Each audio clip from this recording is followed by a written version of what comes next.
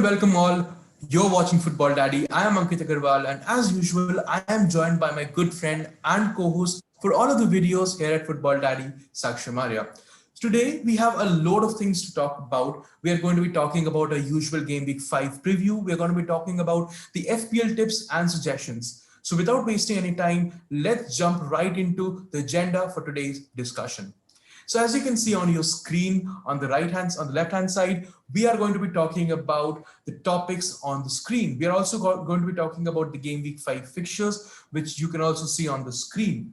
So the first agenda for discussion for today is the anomalies in the PL result. We have seen Leicester beating Manchester City 5-2. We have seen Wolves getting defeated. We have seen Leicester getting defeated West Ham. We have seen Aston Villa beating Liverpool 7-2. A lot of freak results. So Saksham, tell us if you think we should be reading too much into these games, or these are just what we have called it anomalies, and we are going to be seeing standard trends setting in going forward. This has been a really weird year for every one of us, and for players too. They need time to adjust. They did not have a lot of games to play. The preseason was really short, so I think we all should be a little more forgiving towards the players. Yes, the scores have been a bit too inflated, but as time progresses, as season progresses, we will see it shift towards a more a generic score line. So yeah, I think I agree that we are living in incredible situation right now. If I have to pin down on 2 points why I think the anomalies are continuing so much is number one, a lack of preseason. So teams have not gotten enough chance to play together and get those tactics correct. The number two would be a lack of audience in the stands. I think that has led to a dip in the intensity of the games. Players are more likely taking these games as training games, and they're more likely to take the chances which they might have been unsure about earlier, because there are no audience members in the stand, so there is no tension of immediate boo from the audience when you take a poor shot. So a lot of these factors do come into play, but again, as we have already discussed, these are just anomalies. I don't think we should be reading too much into the games. The standard trends are going to continue. We are going to see the standard top six picking up form pretty soon. So not wasting too much time here, I think we can move on to our next point, which is, can Everton break Liverpool's 9-year record? For our viewers at home who do not know what this particular record that we're talking about, Liverpool has not lost the Merseyside derby since 2011. That's 9 years now. So Saksham, tell us, can Everton do it finally? This might finally be the year that Everton breaks the record. Yes, I think they might have the slight edge over Liverpool. They can win the match 2-1 to Everton. And yes, I think James Okay. Rodriguez will be scoring. Liverpool's defense has looked shaky over the past. Oh, by the way, guys, we need to mention this that Mane will be playing. And yes, Thiago was spotted at the training. So I'd like to ask you, do you think Thiago will start instead of Wijnaldum? Because I personally do think that he should start because he adds more flair to the attack, and Firmino is not a very good attacking option. Yes, he's a machine, but yeah, I think he should get the nod from Jurgen Klopp. What do you think? The first time we saw Thiago playing, I think he came in place of Jordan Henderson. He was injured at halftime. Henderson is fit. He was sorely missed in Liverpool's lineup. I think he will come straight back into the team. About Wijnaldum, I think he is a fantastic player. I don't think Thiago will be playing in place of Wijnaldum. We might see Thiago featuring, but I think he'll feature more in a substitute role right now, because Jurgen Klopp will be looking forward to go with a very stable squad against Everton. They are coming right after a 7-2 defeat against Aston Villa. So Jurgen Klopp must be roaring to go out there and get those 3 points. So I think Thiago will be starting on the bench. One more point. Gomez and Van Dijk had such a beautiful partnership over the past few games. Out of 19 games, 19 or 17 games, they kept 13 clean sheets. That's incredible.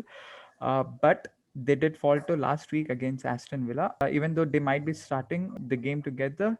But Jurgen Klopp needs to address that defense. So that was our prediction. I think my prediction your prediction is 2-1 to Yeah. Everton. My prediction would be, I think Liverpool are still going to win this game. Jurgen Klopp is going to make sure that they show sure of this game. So it's going to be 2-1 for Liverpool in this game for me. Okay. So moving ahead with our next point on our agenda, we're talking about Arteta's selection headache against Pep's Blues Citizens. Sorry about the typo there. So do you think we are going to be seeing Partey in Arteta's Arsenal side this week? Yes, this might finally be the first match Partey plays in Arsenal jersey. There are few players that might not be playing. Tierney, he's still injured, but the usual front three, Willian, Aubameyang, and Lacazette will be playing. In the defense, you can find Gabriel, David Luiz, and instead of Tierney, you will find Rob Holding. So one point about Willian, I think I was looking at Arsenal's match against Fulham again, and I think when Nicolas Pepe came in place of Willian, he was, I think, the brightest star on the pitch. Willian did not do much for all the time that he was on the pitch. So do you think Nicolas Pepe should start in place of Willian? Mm, I always think so because he has more flair when he comes on field. But Willian has this experience, like his diagonal switches. Aubameyang just got the best Premier League goal of the month just because of how incredible Willian's diagonal pass was. Arteta's trend has been recently that he likes to play Willian in the first half, and second half he brings on Pepe. So I think this trend might continue just because it's not the regular team game; it's Manchester City we're talking about. Correct. So also one more thing, that do you think uh, Arteta would prefer his standard 3-4-3 formation, or would he go back to a 4-3-3 formation? When Premier League restarted back in June, Arteta did experiment with 4-3-3 against Manchester City and Brighton. He lost those two games. Yeah. Then he went back to a 3-4-3 formation. But with Partey right now in the squad, a 4-3-3 formation might look like something he might want to try, with a Granit Xhaka playing in a CDM role, a Partey playing as central midfielder, and a Ceballos playing as a more attacking midfielder partner to Partey. Do you think that might be possible for Arteta? When you are playing against the top five teams of the Premier League, and especially when you have a record as bad as Arsenal, I think you should take the most safer side. 3-4-3 should be the preferred position. It provides much more stability to our team, and with Partey in the defensive midfield lineup, we will be more willing to give possession to Manchester City. But then again, we have a good counter-attacking side, so yeah. I think 3-4-3 should be the go-to formation. Moving forward to our usual suspect in the agenda list, Ole Gunnar Solskjaer's Manchester United. A lot of news has been coming out from the Manchester United camp in the past 1.5 weeks, right after the transfer market was closed. We have heard rumors about a possible Pochettino coming to Manchester United in place of Ole Gunnar Solskjaer. We have heard about distress in the dressing room with players going against the manager. I think Bruno Fernandes last night came out with a very strong statement where he said that you should not use my name, my colleagues, and my coach's name to cause distress in the Manchester United camp. We are a very happy squad, and we are going ready to give our answer in the field next game. That was a very positive and necessary from Bruno Fernandes. That shows the great leadership qualities he possesses. But apart from that, we also know that Manchester United does have a lot of problems going on in their squad right now. They have a very important match against Newcastle, because after this we play Paris Saint-Germain, we play Chelsea, we play RB Leipzig, we play Arsenal, and we play Everton. Incredibly tough matches going ahead in the round of fixtures that we have. So they do need to win this match to go ahead with positive momentum. What do you think, Saksham? Manchester United, and do you think that they can win the game against Newcastle United this week? This finally might be the day that United fans should get excited for. Manchester United must have and should have a comfortable victory this week. When you are playing against the top teams, it's understandable that you're losing. The team morale is low, but when you're playing against lower bracket teams, you should win these games to boost your confidence and morale so that you can journey through and march through the entire 38 match stretch. So yes, I think they will win 2-0 for Manchester United. Okay. I also predict 2-0 for Manchester United. We might see some shake up in the formation and the players coming in, but I think 2-0 is a good result for Manchester United. Of course, it will be interesting to see if Ole Gunnar Solskjaer picks Maguire after the red card in England against Denmark that he received last night. It'll surely be interesting to see what side does he pick to play against Newcastle on the weekend. Moving ahead, Leicester play Aston Villa. Leicester has played very poorly against West Ham. They lost 3-0, and Aston Villa are coming into this game after a fantastic result against Liverpool. We both predicted Leicester to finish in the top 10 and Aston Villa to be somewhere around in the 11th, 12th position. So, do you think that Aston Villa can cause an upset to Leicester this season? Yes, Aston Villa has a better form recently than Leicester, especially when you look at players like Ollie Watkins, Matthew Cash, and these players. And Vardy has not been scoring goals lately. He's out of form. And as you mentioned earlier, before the video, that Vardy was not picked in the England lineup during Yeah, the yeah. international break. That might hurt your confidence. I don't know. But I'll go with Aston Villa this time. 2-1 to Aston Villa. I think Aston Villa does look a stronger side on paper right now. Jack Grealish, Ollie Watkins, John McGinn, pretty solid squad. Martinez. So yeah, Aston Villa's even defense looks pretty solid. They have won all the 3 matches. They are going for the 4th. So yeah, I also think that Aston Villa will have a comfortable victory in the game against Leicester. Before we move ahead, I think I'll give a quick shout out. So we had asked our fans on Instagram and Facebook for their suggestions and questions for this video.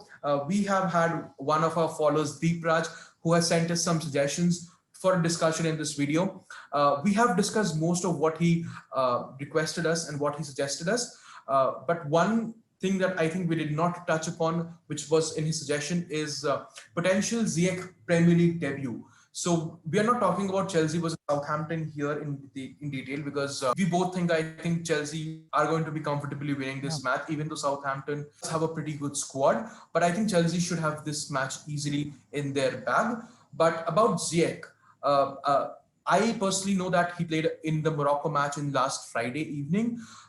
He played for 33 minutes, after which he went back to Cobham because there was this deal between Chelsea and Morocco side that he will be only playing for one international fixture. Lampard has come out and said that he is training with the first team and he is fit, he's match fit. So even though I believe that we are going to be seeing some minutes of Ziyech on the field, but I don't think he's going to be starting. Saksham, what do you think? Do you think Ziyech is going to be starting against Southampton? No, I don't think he'll be starting, but yes, he will be playing as a substitute. Chelsea has good attacking options, and taking a risk right now is probably not a wise choice from Lampard. Moving ahead with our discussion on this video, we have covered all of the hot topics that we had. So we would like to show you something here. As we were talking about earlier about Liverpool and Everton's XG and XGA. So this is a very important stat that a lot of FPL managers also use to determine which players to pick, which teams to bet on. I think just talking about Everton a little bit here. So as you can see, as we have also discussed earlier, Everton and Liverpool both have a very high XG. For Everton, I would also say one thing, that they have scored 12 goals so far, out of which 5 goals were scored from set pieces. So, we'll be talking more about FPL pretty soon.